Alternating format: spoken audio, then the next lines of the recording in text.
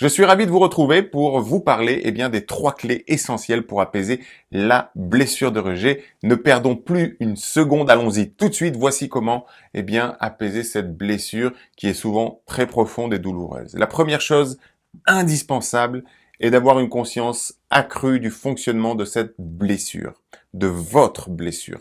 Si vous écoutez ceci, c'est que cette blessure joue un rôle dans votre vie. Alors, s'il vous plaît, ne faites pas la même erreur que j'ai faite en ignorant son existence. Je veux vraiment vous inviter à apprendre sur elle, à la connaître, à la comprendre, à en saisir les subtilités pour pouvoir l'apaiser. C'est la condition numéro 1, sans quoi rien ne passera. Quelque part, il y a une logique dans tout ça. Vous ne pouvez pas changer ce dont vous n'avez pas conscience. Vous devez connaître les subtilités de votre blessure. Vous devez apprendre à saisir de quelle façon votre ego va réagir face à cette blessure. Quelles sont les pensées que cela va générer? Quelles sont les émotions, les réactions, les comportements que cela va engendrer? Parce que la plupart du temps, on réagit de façon automatique, puisqu'on n'est pas conscient déjà de cette blessure qui nous active. Donc la plupart du temps, c'est qu'après coup qu'on réalise que les comportements, les pensées et les réactions émotionnelles ont été disproportionnés ou n'ont pas été bienvenus et souvent on peut le regretter. Mais si vous êtes suffisamment bien informé sur comment cela fonctionne, vous saurez prévenir au lieu de guérir. La seconde clé que je veux partager avec vous pour apaiser cette blessure, c'est de l'accepter, de s'accepter soi-même aussi. Et je sais ô combien il est facile de le dire, parfois si difficile de le faire souvent. Comprenez que votre blessure de rejet existe, que vous le vouliez ou non, elle est là. Et vous pouvez passer votre vie à le nier, à l'ignorer, le refuser, le rejeter ou ne même pas en avoir conscience, d'accord? Mais ce que vous avez à faire en réalité, ça va être de l'accepter. Parce que ne pas l'accepter est la pire des choses que vous puissiez faire. C'est peut-être ce que vous faites depuis toujours et vous pouvez constater que la blessure est toujours là. Donc il est essentiel de connaître et accepter cette blessure. Les situations que vous vivez, qui vous mettent en souffrance, s'appuient sur votre blessure. Si vous refusez cela, vous ne pouvez pas travailler dessus et donc vous ne pouvez pas l'apaiser. Vous risquez donc d'attirer à vous toujours les mêmes situations, les mêmes personnes.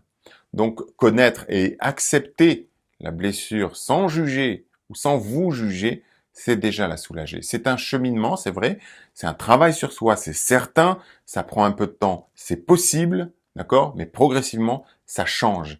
Faire un travail sur l'estime de soi, l'acceptation de soi sera une clé dont vous ne pouvez pas vous passer. Attention, accepter ne veut pas dire subir. Cela veut seulement dire reconnaître pour mieux se libérer ou se détacher si vous préférez. Et enfin, troisième clé que je partage avec vous, je vous encourage à être vigilant à votre dialogue intérieur. 2 éléments doivent toujours attirer votre attention. Premièrement, les pensées négatives, les jugements qui finissent de renforcer la blessure de rejet. Savoir apaiser les pensées et créer une nouvelle réalité, un nouveau système de pensée est particulièrement indispensable. Vous avez environ 60 000 pensées par jour. Les études nous enseignent en neurosciences que 80% ont tendance à être des pensées négatives. Donc vous devez apprendre à contrôler au maximum votre système de pensée, même celles qui sont inconscientes. Quand vous nourrissez des pensées négatives, sans vous en rendre compte, vous faites de l'auto-hypnose, mais de l'auto-hypnose négative et ça marche très bien. C'est juste qu'il faut apprendre à le faire de façon positive. Donc vous devez absolument avoir conscience de la puissance de vos pensées, changer celles-ci le plus vite possible. Écoutez-moi bien parce que c'est essentiel ce que je suis en train de vous expliquer. Vous avez le pouvoir de changer vos pensées, donc votre réalité. C'est pas un mythe, c'est pas le pays des bisounours, c'est un vrai travail sur soi, mais c'est la réalité. Alors s'il vous plaît, ne laissez pas passer cette opportunité. J'ai décidé d'offrir et d'intégrer des séances d'auto-hypnose dans le programme 21 jours pour apaiser la blessure de rejet. C'est pas pour faire joli. Bien entendu, Tout cela doit vous permettre d'apaiser les blessures de rejet, les pensées pour apaiser les émotions aussi. Et donc, vous avez deux solutions qui s'offrent à vous maintenant.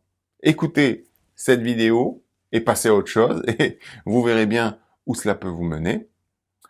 Ou passer à l'action et mettre en application ces trois principes. Si vous souhaitez vraiment changer les choses et soulager votre blessure de rejet, vous devez absolument mettre en application ces trois clés.